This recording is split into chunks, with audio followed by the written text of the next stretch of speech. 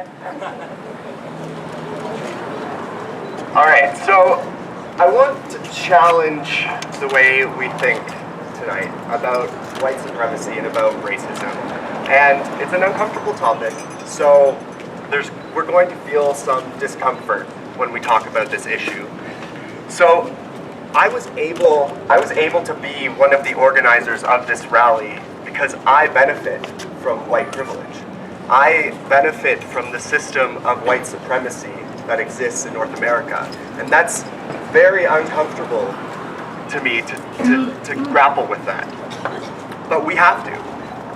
As a white person, I have to acknowledge my complicity. We have to acknowledge our complicity in a system, white supremacy, that continues to oppress indigenous peoples, people of color, and other vulnerable populations. But we have to move past guilt. We have to move past defensiveness. And we have to move to action. Real action against systemic racism and white supremacy. Because none of this is new.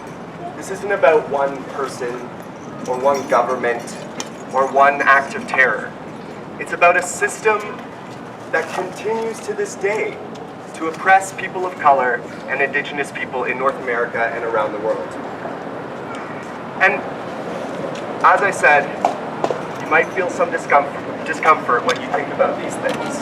So it's white supremacy that lets us have a moment of silence for the victims of Barcelona, as we should.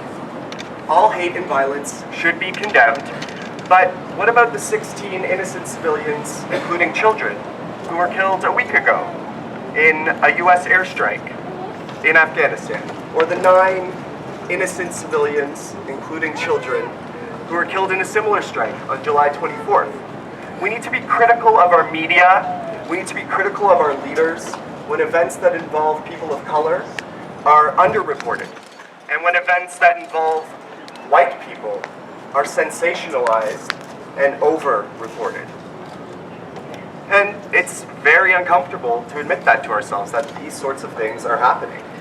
But white supremacy isn't just about Nazis. It's not just white men carrying torches. It's a system that white people benefit from, that I benefit from. And we have to grapple with that fact. And we have to work to eradicate that system. And finally, I want to talk about action, because we need to get involved.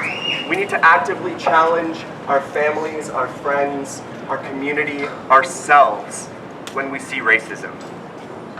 These conversations are difficult to have, and they're uncomfortable, but we have to risk our comfort because people's lives are at risk. So now is the time to start talking about true action in your community, in our communities, to fight for love and for justice. Have you ever thought back and imagined what it would have been like if you were growing up in Germany during the rise of Hitler? What would you have done? Have you ever thought about that? Well, right now, fascism is on the rise in the world. So what are you going to do? Thank you.